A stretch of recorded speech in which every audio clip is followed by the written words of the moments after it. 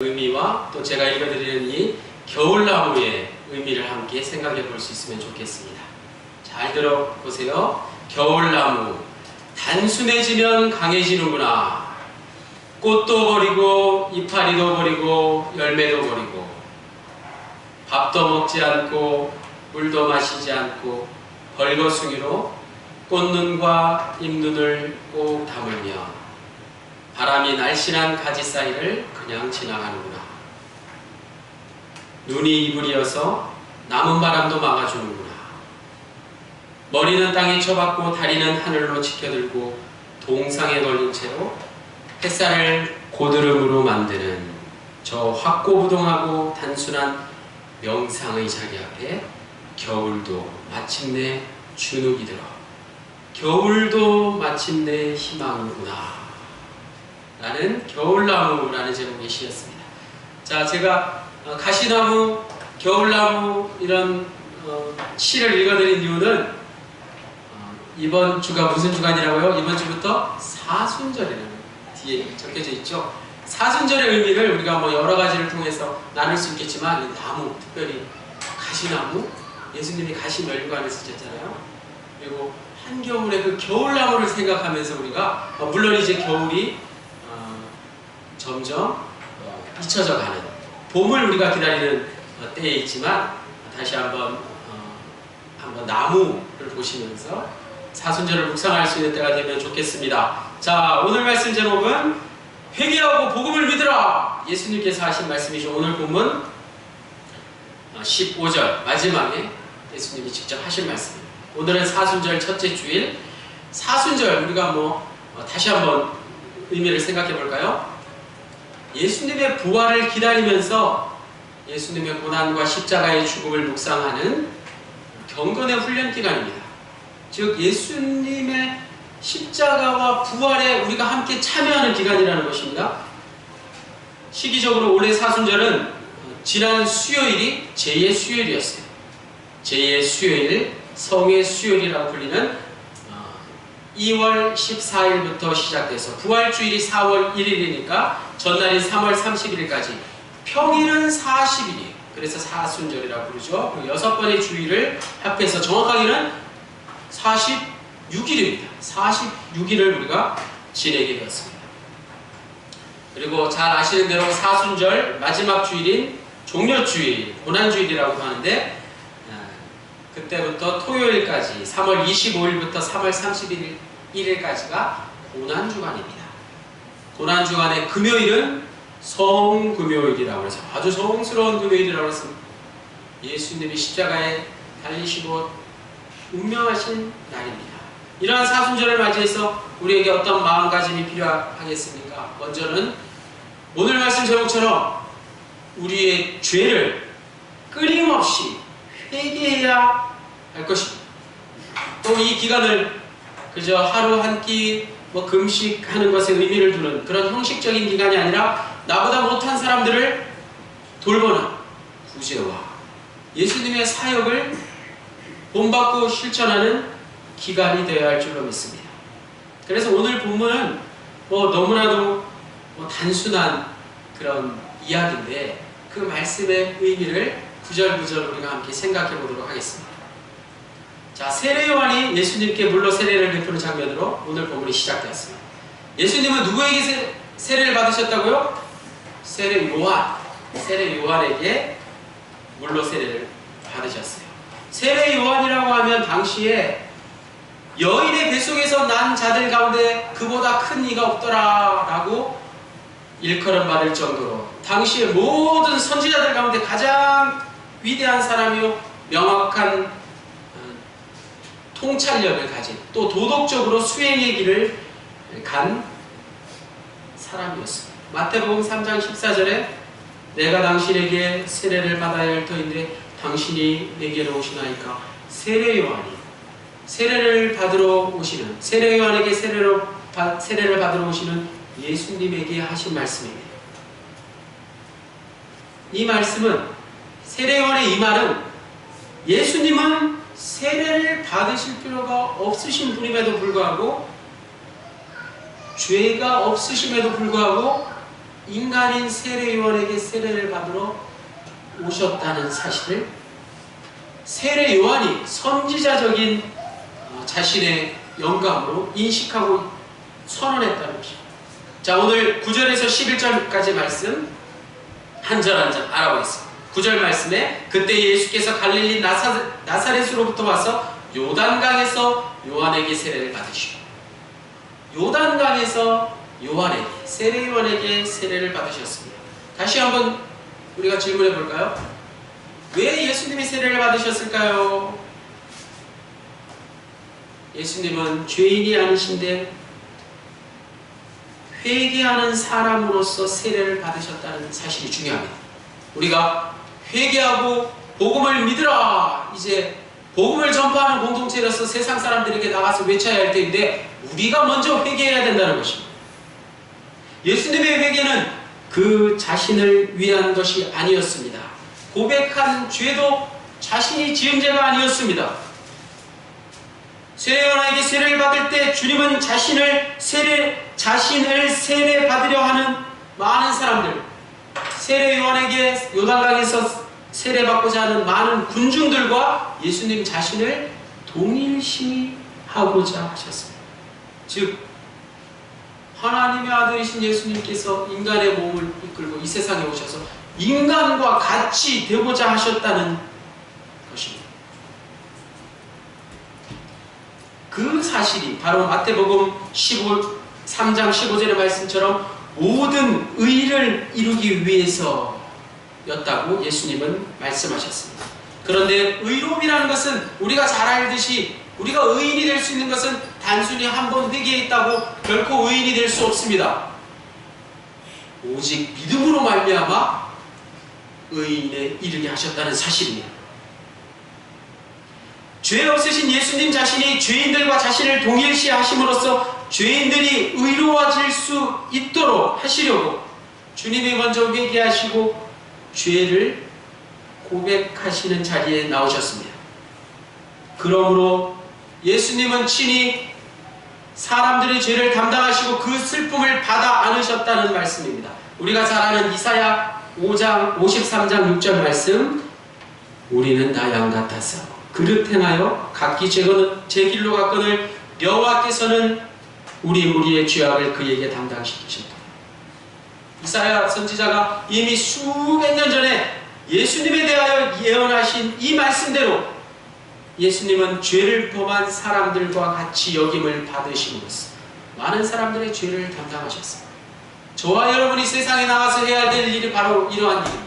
누명을 받더라도 내가 다른 사람들의 죄를 대신할 수 있는 예수님의 모습을 본받아야 될 줄로 믿습니다. 10절 말씀에 곧 물에서 올라오실새 하늘이 갈라짐과 성령이 비둘기같이 자기에게 내려오심을 보시더니, 예수님께서 세례를 받으시는 순간 성령께서 나타나셔서 성령을 상징하는 비둘기가 나타났습니다. 비둘기 형상으로 성령이 임재하셨습니다. 하나님께서 성령을 부어주시는 순간에 곧 예수님에게 하늘의 능력이 주어진 것입니다. 또 하나님 아버지께서 예수님을 하나님의 아들로 인정하는 말씀 11절에 너는 내 사랑하는 아들이라 내가 너를 기뻐하노라 라는 하늘의 음성이 예수님에게 들렸습니다. 이제 예수님이 많은 사람들로 하여금 많은 사람들이 회개할 수 있도록 그들에게 복음을 전하시고 그것을 뛰어넘어 그 사람들을 변화시키게 함으로써 의를 이루어 가실 주님의 사역이 시작되었고 하나님께서 그것을 인정하신 놀라운 장면입니다. 자, 여기서 오늘 우리는 자신의 사역을 행하시기로 결심하시고 그것을 이룰 능력을 받으시는 예수님의 모습을 보면서 예수님의 마음속에 예수님이 하나님과 함께 일하고 있다는 확증이 나타났다는 중요한 사실을 보게 됩니다. 예수님은 자신을 죄인들과 동일시하기만 하신 게 아니라 하나님의 모든 능력을 받으시고 자신의 사명을 이룰 수 있도록 출발하시는 장면이 오늘 본문 11절까지 말씀입니다. 자, 두 번째는 광야의 시험에 대한 말씀이 12절, 13절에 짧게 나옵니다. 같이 한번 읽어보겠습니다. 12절에서 13절 시작. 성령이 곧 예수를 광야로 몰아내신지라. 광야에서 40일 계시면서 사단에게 시험을 받으시며 들짐승과 함께 계시니 천사들이 수종들더라.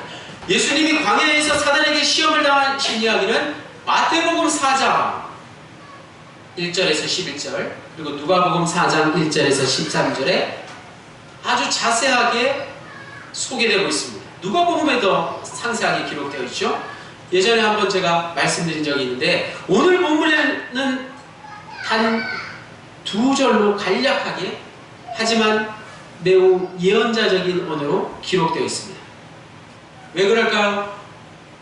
마태복음과 누가복음에는 예수님의 시험 3가지, 마귀에게 사단에게 시험을 3가지 당하는 것이 자세하게 기록되어 있습니다. 마태복음하고 누가복음에 두 번째, 세 번째 시험의 순서가 바뀌어져 있긴 하지만 오늘 마가복음에는 짧게 2절로만 소개하고 있습니다. 마가의 관심은 세례를 받으신 예수님이 그 다음에 하신 일이 바로 사단과 대결하러 광야에 들어가셨다, 광야에서 고난을 받으셨다는 것 그 자체만을 강조하고 있는 것입니다. 이것은 오늘 우리 그리스도인들에게 다음과 같은 질문에 답을 얻게 하는 것이죠. 예수님이 시험을 당하신 것, 그것은 마귀가 주는 유혹이 다가 아니라 하나님께서 주시는 시련이었다는 것입니다. 오늘 우리에게 다가오는 모든 시험과 시련이 사단의 유혹이지만 그 뒤에 하나님이 우리를 단련시키기 위한 하나님의 뜻이 있다는 사실을 기억해야 할 것입니다. 두 번째는 하나님께서 사랑하시는 자는 축복하시고 칭찬하시는 것만 아니라 징계하신다는 사실, 훈련시킨다는 사실입니다. 누가복음 4장에 소개된 사단의 3가지 시험을 우리 한번 상기해 보겠습니다. 가장 첫 번째 시험이 무엇이었을까요? 예수님이 광야에서 사단에게 당하신 첫 번째 시험, 여러분 한번 생각해 보십시오. 지금 순서는 좀 잘 기억 안 날지 몰라도 40일 동안 금식하시면서 기도하실 때 예수님에게 찾아온 첫 번째 시험이 무엇이었죠? 사단이 예수님에게 할렐루야, 이 돌들이 떡덩이가 되게 하라. 이 돌들을 떡이 되게 해서 배고픔을 없애고 모든 인간의 그런 바라는 것, 바로 밥 문제, 떡 문제를 해결해 보이라 라는 사단의 유혹이었습니다. 그러자 사단의 유혹에 예수님께서 뭐라고 대답하셨습니까? 신명기 8장 3절 말씀을 인용하셨습니다. 또 마태복음 4장 4절에 있는 말씀을 통해서 우리는 이렇게 예수님의 대답하신 말씀 확인할 수 있습니다. 같이 읽겠습니다. 사람이 떡으로만 살 것이 아니요 하나님의 입으로부터 나오는 모든 말씀으로 살 것이라. 아멘. 첫 번째 사단의 유혹과 예수님의 대답을 여러분 분명히 기억하십시오. 나중에 생각하면 잘 기억이 나지 않습니다. 분명히 기억하십시오. 돌로 떡을 만들어 먹자는 사단의 유혹을 예수님께서 뭐라고 대답하셨습니까? 사람이 떡으로만 살 것이 아니요 하나님의 입으로부터 나오는 모든 말씀, 하나님의 말씀으로 살 것이라. 예수님이 사단의 첫 번째 시험을 이기셨습니다. 그렇지요. 오늘 우리가 사는 세상이 그렇습니다. 우리가 먹는 것만 잘 먹는다고 우리에게 시험이 다가오지 않습니까? 닥쳐오지 않습니까? 그렇지 않음을 우리는 잘 알고 있습니다. 사람은 떡으로만 사는 존재가 아니라는 사실 여러분 분명히 기억하시고 하나님의 입으로 나오는 모든 하나님의 말씀으로 우리는 사는 것을 분명히 기억해야 하겠습니다. 두 번째, 마귀는 예수님을 이끌고 높은 산 꼭대기로 올라가서 세상 모든 나라를 보여주면서 세상 권력의 극치를 예수님에게 실감케 했습니다. 마귀가 예수님에게 뭐라 얘기했습니까? 역시 구약에 있는 신명기 6장 13절 말씀을 마귀가 인용했습니다. 이 말씀 역시 마귀가 성경에 있는 말씀을 인용해서 세상 모든 권위와 영광을 다 내가 내게 주리라. 만일 내가 나에게 전한다면 다 세상 모든 것이 다 내 것이 되리라. 사단이 예수님을 유혹했습니다. 예수님을 시험했습니다. 그러자 예수님께서 신명기 6장 13절 말씀을 인용하셨습니다. 누가복음 4장 8절 다 같이 읽겠습니다. 시작. 예수께서 대답하여 이르시되 기록된 바 주 너의 하나님을 경배하고 다만 그를 섬기라. 아멘. 두 번째 유혹의 사단의 유혹에 대한 예수님의 답변을 분명히 기억하십시오. 마태복음 말씀에는 순서가 바뀌어 있지만 누가복음 말씀에 두 번째 사단의 유혹 그리고 예수님의 답변을 우리가 분명히 기억할 수 있기를 원합니다. 마지막 세 번째, 마귀는 다시 예수님을 예루살렘 성전 꼭대기로 데리고 가서 이 성전이 이스라엘 백성들에게 가장 하나님을 경외하는 하나님이 머무시는 곳에서 가장 절대적인 곳에서 예수님을 이렇게 유혹했습니다. 내가 만일 하나님의 아들이거든 여기서 뛰어내려라.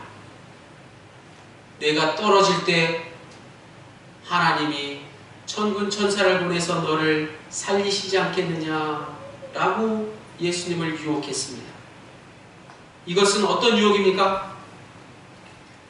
목적이 하나님의 영광이라면 수단과 방법을 가리지 않아도 하나님께서 묵인해 주시지 않을까, 이런 유혹이죠. 우리가 세상을 살아갈 때 그저 내 뜻대로 하나님께서 묵인해 주시지 않을까, 다 주의 일이고 하나님의 영광을 위하는 일이라고 생각하면서 하나님의 뜻을 저버리는 그런 유혹을 말하는 것입니다. 바로 누가복음 4장 11절에 예수님께서 사단의 세 번째 유혹을 이렇게 물리치셨습니다. 다 같이 누가복음 4장 12절 말씀, 주 너의 하나님을 시험하지 말라. 이 말씀 역시 신명기 6장 16절에 있는 말씀, 너의 하나님 여호와를 시험하지 말라 라는 구약의 말씀을 인용한 것이었습니다. 마지막으로 오늘 본문 14절 15절에 돌아와서 하나님의 나라에 대한 말씀이 이어지고 있습니다. 하나님의 나라는 우리가 잘 아는 대로 천국, 또 우리 마음속에 임하는 하나님 나라입니다. 그런데 오늘 본문에서는 구약에 나오는 두 사람에 의해서 전해져 내려오는 전승에 기초하고 있는 하나님의 나라입니다. 그 한 사람이 바로 다윗이고 또 한 사람은 누굴까요? 다니엘입니다. 다윗에 의해서 전해 내려오는 하나님의 나라는 하나님의 성전을 재건하고자 부단히 애를 쓴 다윗의 마음을 기특하게 보시고 하나님께서 다윗의 나라가 영원하도록 약속하신 말씀에서 비롯된 것입니다. 사무엘하 7장 12절 말씀, 다윗 왕에게 들려주시는 하나님의 음성 같이 읽어보겠습니다. 시작. 내 수완이 차서 내 조상들과 함께 누울 때에 내가 내 몸에서 날 내 씨를 내 뒤에 세워 그의 나라를 견고하게 하리라. 이 말씀 때문에 많은 이스라엘 백성들이 하나님의 나라는 다윗의 나라가 견고해지는 것, 즉 로마의 지배 아래 있던 식민지 하에 있던 이스라엘 백성들이 로마의 식민지에서 우리를 구원해줄 다윗과 같은 메시아가 올 것이라, 그 메시아를 통해서 이루어질 나라가 하나님의 나라라고 생각했던 것입니다. 그러나 이러한 말씀은 이스라엘이 분열되고 하나님을 멀리한 죄 때문에 사라져버리고 말았습니다. 이스라엘의 예언자들은 그 약속의 실현을 먼 훗날로 미루고 말았던 것입니다. 앞으로 언젠가 다윗의 자손에서 한 왕이 나타나서 다윗처럼 이웃 나라들을 정복하고 이 지상에 현실적이고 정치적인 하나님의 나라를 세우리라고 잘못 생각했던 것입니다. 하나님의 나라에 대한 이야기가 또 하나 구약에 나오는데 그것은 바로 다니엘을 통해서예요. 하나님은 다니엘을 통해서 다윗과는 다른 하나님 나라를 약속하셨습니다. 다니엘 2장 44절 같이 읽겠습니다. 이 여러 왕들의 시대에 하늘의 하나님이 한 나라를 세우시리니 이것은 영원히 망하지도 아니할 것이요 그 국권이 다른 백성에게로 돌아가지도 아니할 것이요 도리어 이 모든 나라를 쳐서 멸망시키고 영원히 설 것이라. 아멘. 천국을 말하는 것이죠. 죽음 이후에 영원한 하나님 나라. 천국을 말하는 것은 누구를 통해서 예언되었다고요? 다니엘을 통해서. 다윗을 통해서 예언된 하나님의 나라는 부강한, 물질적인, 부유한 이스라엘 백성들이 원하는 그런 나라였고, 오늘 우리가 생각하는 천국의 개념은 다윗을 통해서 예언하신 하나님의 나라가 아니라 누구를 통해서 예언하신 하나님의 나라가요? 다니엘을 통해서 예언하신 하나님의 나라가 오늘 우리가 알고 있는, 저와 여러분이 알고 있는 천국에 가깝다는 사실입니다. 다니엘을 통해 말씀하신 하나님의 나라는 다윗의 자손, 다윗의 자손을 통해서 이루어지는 나라라기보다 하늘의 인자 같은 일을 통해서 이루어진다는 것입니다. 다니엘서 7장 13절에서 14절 말씀에 내가 또 밤 환상 중에 보니 인자 같은 이가 하늘 구름을 타고 와서 옛적부터 항상 계신 이에게 나아가 그 앞에서 인도되매. 다 같이 읽겠습니다. 그에게 권세와 영광과 나라를 주고 모든 백성과 나라들과 다른 언어를 말하는 모든 자들이 그를 섬기게 하였으니 그의 권세는 소멸되지 아니하는 영원한 권세요 그의 나라는 멸망하지 아니할 것이니라. 아멘. 다니엘에게 예언하신 하나님의 나라, 우리가 알고 있는 예수 믿고 천당 간다는 말을 들은 우리 기독교인들이 믿는 천국입니다. 그런데 중요한 것은 예수님께서 복음서를 통해서 말씀하신 하나님의 나라가 또 있다는 것이죠. 그것은 다윗에게 말씀하신 하나님 나라, 다니엘에게 말씀하신 하나님 나라를 뛰어넘어서 오늘 우리에게, 지금 우리에게, 저와 여러분의 마음속에 임하는 하나님의 나라였습니다. 다니엘의 하나님의 나라는 초현실적이고 영적인 왕국으로 보이지 않는 하늘의 악한 영들과 싸워 이룩하는 범세계적이고 우주적인 왕국을 말하는 것이었습니다. 이 나라를 세울 자가 바로 인자요 다윗의 주였으며 무력으로 왕국을 세우는 것이 아니라 자신이 고난을 받음으로써 세워지는 나라였습니다. 예수님이 이 세상에 왔을 때 사람들은 이런 다니엘의 하나님 나라를 알지 못하고 대부분 다윗의 입장에서 하나님의 나라를 기다렸던 것입니다. 그들은 메시아가 영웅적인 모습으로 나타나서 로마의 식민지를 물리치고 이스라엘을 세상에서 1등하는 국가로 만들 것이라고만 생각했던 것입니다. 혹여나 오늘날 예수 믿는 우리가 바라는 하나님의 나라가 이처럼 다를 수 있다는 것입니다. 그런데 오늘 우리에게 하나님의 나라는 예수 그리스도께서 말씀하신 진정 하나님의 나라는 우리의 마음속에서 시작되는 평강의 나라요, 평화의 나라요, 저와 여러분의 마음속에 늘 함께 하시는 성령님과 함께 하시는 하나님의 나라인 줄로 믿습니다. 마가복음 12장 37절에 다윗이 그리스도를 주라하였은즉 어찌 그의 자손이 되겠느냐 하시니 많은 사람이 즐겁게 듣더라.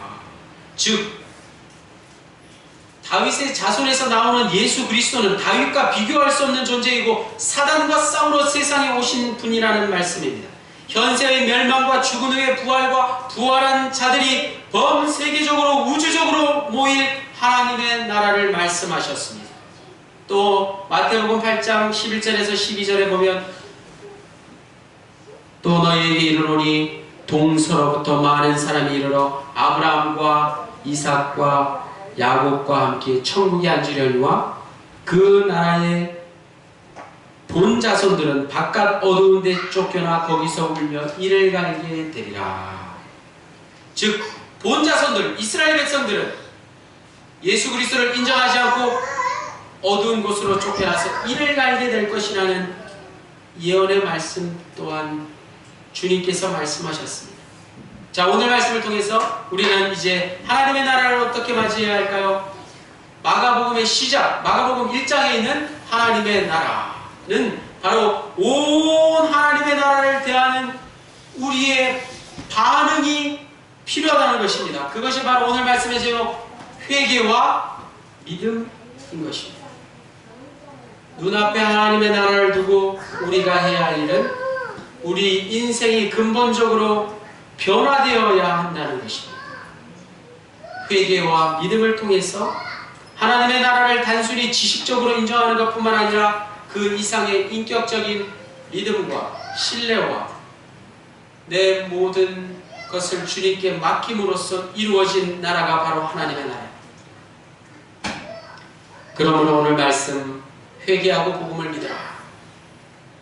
이 말씀을 통해서 우리는 다시 한번 우리의 모든 죄를 전적으로 주님께 회개하고 주님의 복음을 다시 한번 믿으며 사순절 기간을 시작할 수 있기를 원합니다. 성령님께서 저와 여러분에게 함께 하심으로 오늘 본문에 말씀하신 것처럼 11절에 말씀하신 것처럼 너는 내 사랑하는 아들이라 내가 너희를 기뻐하노라. 하나님께서 하나님의 아들 예수님에게 들려주신 이 말씀이 저와 여러분을 통해서 다시 한번 하나님의 음성을 듣고 우리의 이웃들을 변화시키며 모든 것이 새롭게 되는 하나님의 의가 이 땅 가운데 실현되는 하나님의 능력이 저와 여러분 모두에게 나타나시기를 그러한 사순절 기간이 될 수 있기를 간절히 축원합니다. 하나님 아버지 감사합니다.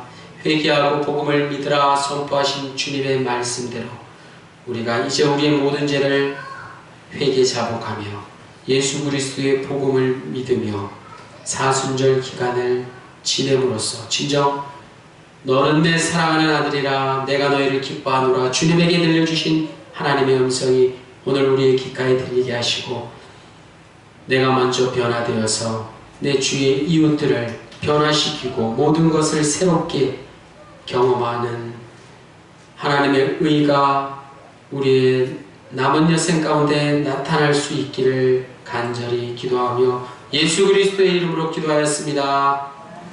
할렐루야. 감사합니다.